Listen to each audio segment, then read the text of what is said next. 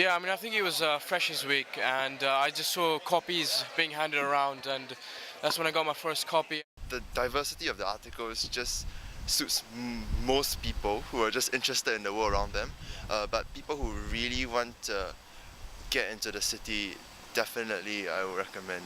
There's 4 economics students in our house, and I know we all read it. I quite like it. I liked how it was around campus. I was getting my lunch, and there just happened to be a pretty informative magazine right there, and I ended up reading it since. Literally anyone. I mean, as I've said, I mean, I've got friends doing chemical engineering, history, English, who are interested in finance, but unlike me, they don't do economics, so they need something like the Gateway, which breaks things down and explains things. I just think it's made these types of careers a lot more accessible to me as a student. What's really good about the Gateway is the access you get to the employers, and you get a lot more information from the Gateway and from what the employers say than you would otherwise from their careers events and from their websites.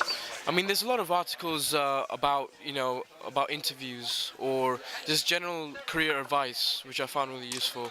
But most recently, I think there have been a lot of articles about explaining financial terms and financial ideas like debt financing, equity financing, and they've been really useful. Yeah, the Gateway is quite unique really. It doesn't really compare to other things like I mean, obviously you've got like prospects online, you've got similar things like that, but in terms of having one concise thing where it all is and it's aimed at students and it's accessible to students, I think it's quite unique in that aspect. So yeah, I mean, I guess that's why I read this regularly, whereas I only ever sort of pop online every now and again. I like the Gateway. It's very easy to digest. It's not as turgid as the FT. It's like bite size. It's good for us, like students. The view from the top with Donald Moore, chairman of Morgan Stanley Europe, was very interesting, and so that was a really interesting article. To hear the views of someone so senior and something which is relevant to me personally was great. The only other publications we get from the career service are either kind of glorified adverts from companies, kind of brochures and stuff you get there, or the kind of hopelessly generic things like the Times 100 Guide to Graduate Employers. And how would you say it has influenced your approach to careers or finding a career?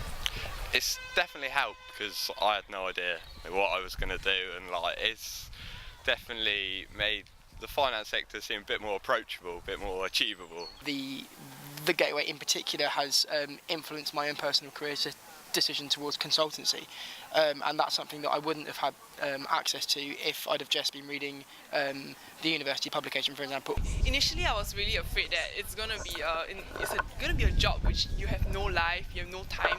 But after reading about their lives and how they actually can achieve a work-life balance, they have kids, etc., I was a bit more open to entering the industry. Through the Gateway, I've been able to realise that careers that I might not have considered before so seriously. I've found the Gateway very helpful in deciding which service line to take within a professional services company. I read an article about tax auditing, and before I thought it was really boring and I wouldn't ever consider it, but on reading it I think the insight I gained and the opinion presented to was I think very helpful and allowed me to see how I could actually really enjoy doing tax auditing. So now I consider that, whereas before I wouldn't have given it a second thought. But women actually can have kids and be in banking at the same time, and I found that out through reading an article about a woman associate at Nomura who is actually very high ranking but yet maintain a work-life balance.